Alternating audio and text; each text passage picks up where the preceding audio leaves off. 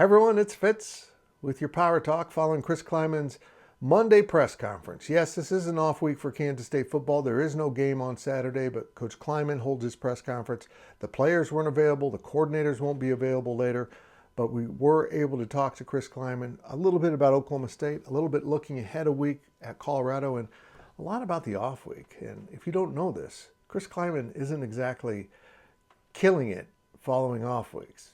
He's 1-4 in games following an off week, and that kind of sticks out at you, particularly to K-State fans, because they were really spoiled by Bill Snyder, who typically had his team really ready after an off week, and to see all these losses. Now look, I don't think there's anything substantial to this, but this is a huge game at Colorado, and I would hope that this team fully understands that Colorado isn't the same team you might have thought it was 2, 3, 4 weeks ago.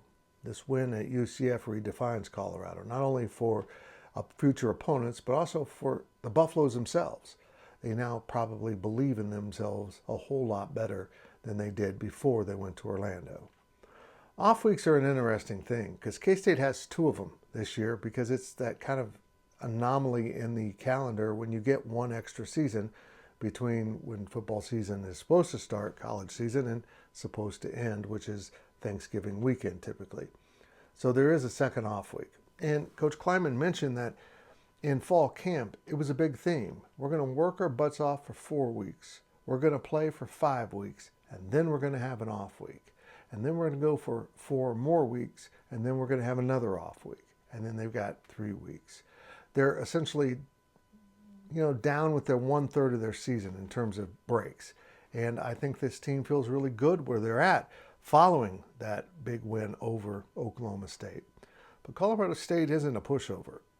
They might have looked a little chaotic at the start of the season, but now the talent is beginning to show through. They have one of the best quarterbacks and a great defensive back, both named Sanders after their own father, Dion.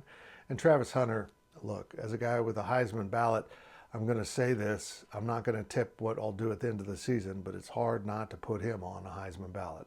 He plays every snap of every game, basically.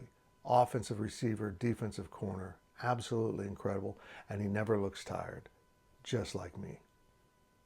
Okay, that was a lie, but the off week is a chance to really study up on what these guys do, their tendencies. K-State needs to circle this game. I don't know if they had it circled. I know every coach will tell you it's all the same. But I do know this. K-State is 4-1 on the season, 1-1 in Big 12. They've gone on the road twice. They escaped barely at Tulane, and they got drubbed and looked awful at BYU. Something has to change with road game prep, road game focus, road game attention to detail. Is it all performance-based, or how much of it is mental?